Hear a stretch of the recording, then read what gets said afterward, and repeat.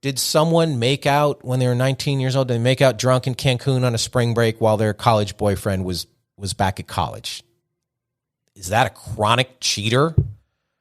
Should that person wear the scarlet C forever in every relationship? I don't know, and I don't think you do either.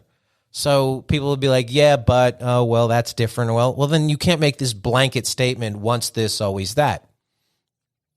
But some people say, yes, absolutely, they're terrible people. If they had that in their moral core to do that once, that's who they are. I don't think any of this has that degree of clarity. I mean, it must be nice to go through life with that degree of clarity and ability to assess a situation and lay down a judgment. I don't know, glass houses, stone casters, black kettles, all of the metaphors and analogies you want. It's definitely not that well defined. So I'm going to table and leave out any offenses against children from this conversation. That's above my pay grade. That's a whole different ball of wax. This is not the show for that. I'm talking about mistake in a relationship. And the relationship can be two people. It could be two friends. It could be coworkers. It could be boyfriend, girlfriend. It could be romantic, whatever. Any potential or a potential relationship. Something you're trying to get into. If someone gets upset with you or is rude to you or is rude to somebody around you or disrespectful to that person, is one time a quote-unquote big mistake? It's 3 times? If it's annual, every Christmas, they act like an asshole. Is it twice a week? How rude? How disrespectful? How upset? And you can see how once you start deep diving into this one complex question, it brings up 1,000 easy answers, but easy usually is inaccurate. I could just have a room full of people and you'd get yes, no, and then when you start to think about it, and then you realize that everybody sort of ends up hypocritical on the whole thing. So what I'm asking is, what is the one big mistake that could be, that's it, that's who they are? That's a really tough judgment to put on someone. So what if someone, I don't know, God forbid they drove drunk, and I do know some of this happened to. It happened to them when I was in high school. Somebody I went to high school with. They drove drunk, they hit someone, they hurt someone, they got arrested, they got convicted, they did their time, to whatever degree this is, they, quote unquote, paid their debt to society. Does that mean one big mistake didn't happen? Definitely happened. But does that mean they should continue to be judged, or should they be immediately forgiven after they paid their debt to society? My answers are, I don't know, and I don't know. And I'm not sure you do either. Actually, I do know. I do know that you don't know either. And that's why this is such a tough and fascinating concept. I'm not sure this is a concept for a dinner party conversation, but it's certainly a concept that you can sort of kick around with people on a long car ride. We're all looking for red flags, and red flags do matter. But is it one red flag? Is it the same red flag repeated? Is it a shade of red? It's a lot of shades of red. Like a crimson? I don't know. Is it several little red flags? One big one bright one? How do we as human beings assess a situation or a character without asking questions that really might have no answers? We aren't perfect. We all know that.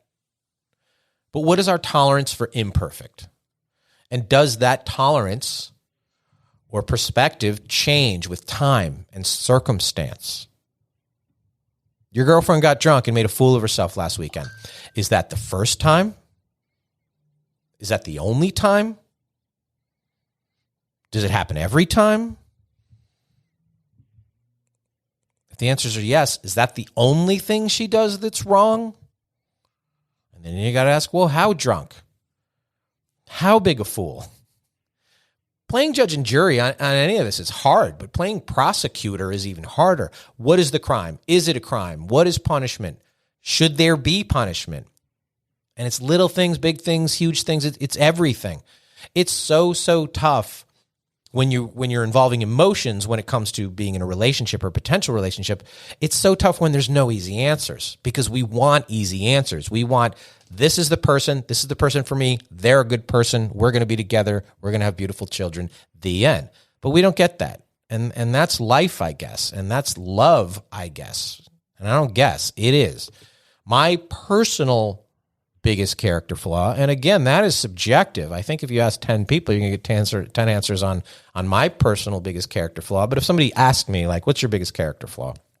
And I'm asking me this right now, or the mistake I've made or that I make, is that I think I'm a yeller. I raise my voice when I probably shouldn't, and to people that I probably shouldn't. I do that. I have done that. I'm not always aware. Sometimes I do it, and many times I just do it out of passion or excitement or enthusiasm, not necessarily anger. That's tough to tell to the person who's around you. And part of the reason I do it, actually probably most of the reason I do it, is I grew up in a yelling house. And I was taught, is probably the wrong word, but learned that you had to be louder to be heard. And sometimes I thought and think to this day that if I'm louder, I will be listened to and I will be more clearly understood, which I know as a semi-intellectual person that that's not the case. That doesn't necessarily change things. So when you grow up in a yelling house, it seems normal to you. Loud seems okay. It's like you play in a rock band. Your noise tolerances and the decibels that you're sort of used to, they're different from, say, a monk.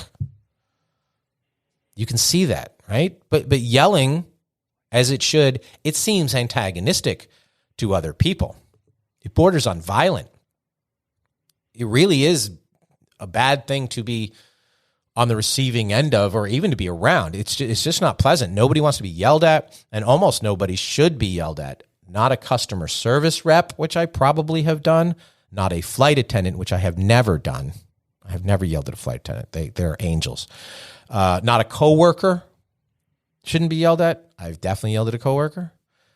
And not a romantic partner. They absolutely should be the last person that should be on the receiving end of too many decibels. So it's bad when I do it, or when anybody does it. It is a mistake. It's a big mistake. Is it curable and or a forgivable mistake? Maybe, maybe not. That's up to the person. Is it if it's an ongoing mistake? Probably, unfortunately, is. Probably is unforgivable if it goes on and on and on. Nobody wants to put up with years of that. Nobody wants to put up with days of that. Is it one big mistake? That's all subjective. And I shouldn't say because I'm the one who made it. But do you look at it like, oh, is it rooted in some pain, and maybe the pain caused the action, and that action can lead to a reaction, good or bad? And if you look at it that way, can that move the situation into a different place? A new place? A better place? Or does the end result of that just move it to no place? I don't know. It's about the 10th time I've said that here, which is a good thing, I think. Mistake, by its very definition, is an action or a judgment that is misguided or wrong. Making a wrong judgment, we all do that, probably several times a day. So you got to look at it, well, how misguided and how wrong? So none of this is about defending an action or a person. And I'm definitely not here to defend Will Smith. All of us who are public figures and who play public performances, especially those of us who play comedy clubs, we are always worried about the person who doesn't share the same sense of humor, or who doesn't easily dismiss whatever you said as just a joke. But nor should it's just a joke be a pass on everything. Jokes can absolutely be just as hurtful as serious comments. And sometimes it's a mistake to tell a joke or react to one. So I warned you up front that I didn't have answers to this, but I'm giving you something to think about. A little longer, a little deeper, a little harder. Sorry about the entendre. I'll get to the cruise in a minute. But you know what I mean. A little more thoughtfully. If what, when, where, why, how is how we get to these things, then let's ask what, where, when, why, how. I'm very personally way too quick to dismiss people over an action. Many times. Fuck them. They're dead to me. I've said that far too many times in my life. That's not good. Being too hard on someone is just as bad as being too easy on someone. But we have to be a bit better about handing down all of these snap judgments.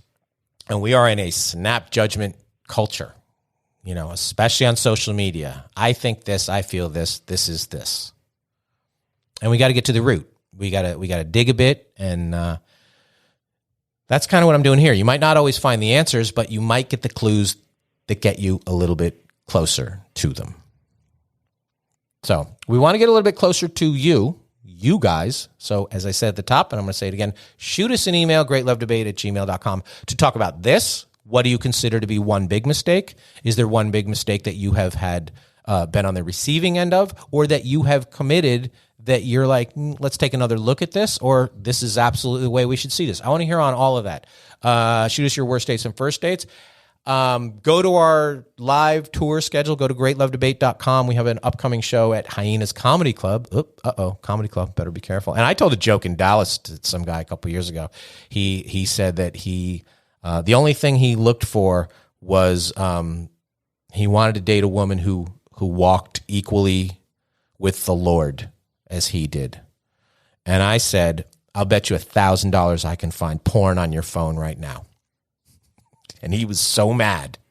He walked out, and his friends were so mad. It's a funny fucking joke, and the women laughed, and I stand by it. I'm not even sure it was a joke. I would have bet him $1,000 I could find porn on his phone. So I don't want to hear that the number one thing he wants is a woman who walks with the Lord. Anyway, it was a joke. It was rooted in some truth. He reacted badly. He didn't hit me. Oh, well. Well, anyway, maybe he'll come to the show. We are going back. Dallas, please don't hit me. Hyenas Comedy Club, April 21st. Go to greatlovedebate.com for tickets to that.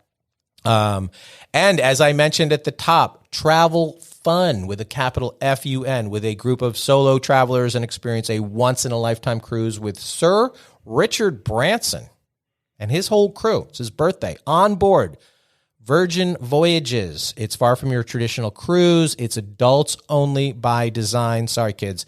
Lots included. Late nights in port, bonfires on the beach, Michelin-rated chefs, really good food, entertainment that pushes boundaries, including the Great Love Debate. We will be there. We'll be doing it. Join the travel fun group.